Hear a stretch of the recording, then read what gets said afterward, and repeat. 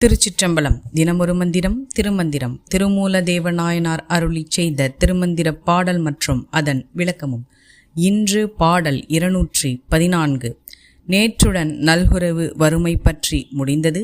இன்று அக்னி காரியம் பற்றி. அக்னி காரியம் யாகம் வேள்வி செய்வதன் முக்கியத்துவத்தை இந்த பகுதியில் காணலாம். திருமூலதேவ நாயனார் திருவடிகள் போற்றி போற்றி.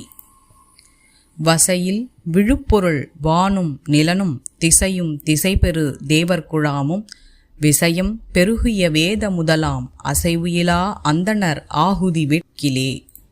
ஒழுக்கத்தில் இருந்து சிறிதும் மாறாத வேதம் அறிந்த அந்தணர்கள் கருத்தோடும் சிரத்தையோடும் மந்திரங்கள் ஓதி நெய்யிட்டு ஹோமத்தினால் மாசில்லாத சுத்தமான மழைநீரைத் தரும் மேகங்களைக் கொண்ட வானமும் அது பொழிந்தால் வளம் பெறும் நிலங்களும் வளம் பெற்ற நிலங்களில் விளைந்த விளைச்சல்களைப் பெற்று அதை சுற்றி 8 திசையிலும் வாழும் நாட்டு மக்களும் அந்த மக்கள் திசைக்கொரு காவலர்களாக வைத்து வணங்கும் பல தேவர்கள் கூட்டமும் ஆகிய இவை அனைத்தும் தனது காரியங்களை சிறப்பாக செய்ய வேதங்களும் வேள்விகளும் முக்கியமாக இருக்கின்றது.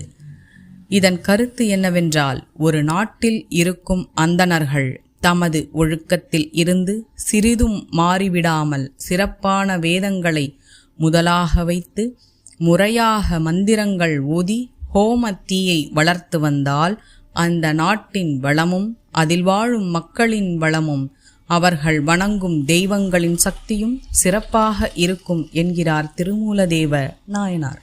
திருச்சிற்றம்பலம். இந்த 3000 திருமந்திரத்தினையும் ஓத குருவருளும் திருவருளும் துணை நிற்கட்டும். அரண்நாமமே சூழ்க வையகமும் துயர்த்தீர்கவே.